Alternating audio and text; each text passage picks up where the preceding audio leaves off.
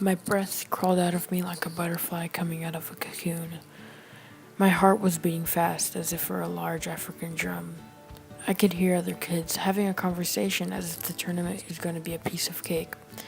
The look of the green grass on which the kids were practicing on filled me with joy. The smell of a leather golf bag and the gloves filled my nose with delight. The clubhouse smelled like a newly cleaned car. Should you even do this tournament? I asked myself. My dad told me if I wanted him to stay. No, I said immediately. My face looked like the color of a red rose. He looks at me as if I were crazy. My mind is telling me to leave, but my body won't let me. I politely tell my dad to leave. He lifts his eyebrows. Okay, don't worry about it. You'll do good. Or so he thought. Once my dad left, I felt guilty for kicking him out of my first tournament. My stomach starts to ache as if someone was putting pressure on it. My friends start to tell me they're in a higher level to play in.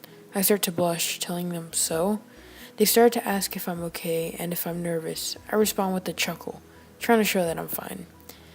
They slowly walk away with faces of fright. You're making this obvious.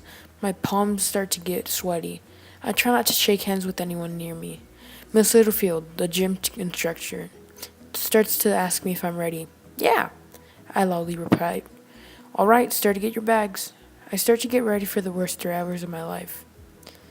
I start to walk towards my first hole with my bags and a cold water bottle I will eventually lose.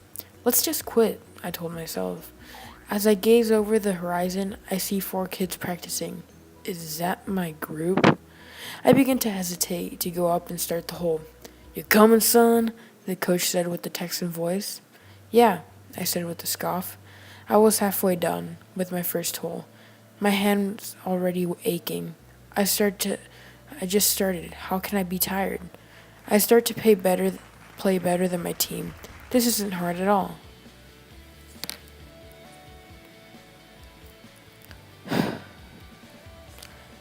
Once I got to the 5th hole, things started to change. My back started to ache, and my palms were as sweaty as an old man's back. I started to have thoughts of pretending to pull a muscle so I would make a scene. I decided to keep on playing. I started to walk to the next 2 holes. At about the 8th hole, I just wanted to give up. I started to regret joining the tournament because everything had ached in my body. At the last hole, I surprisingly get a birdie. The coaches start to look at me surprised. You did it. I was shocked the whole time.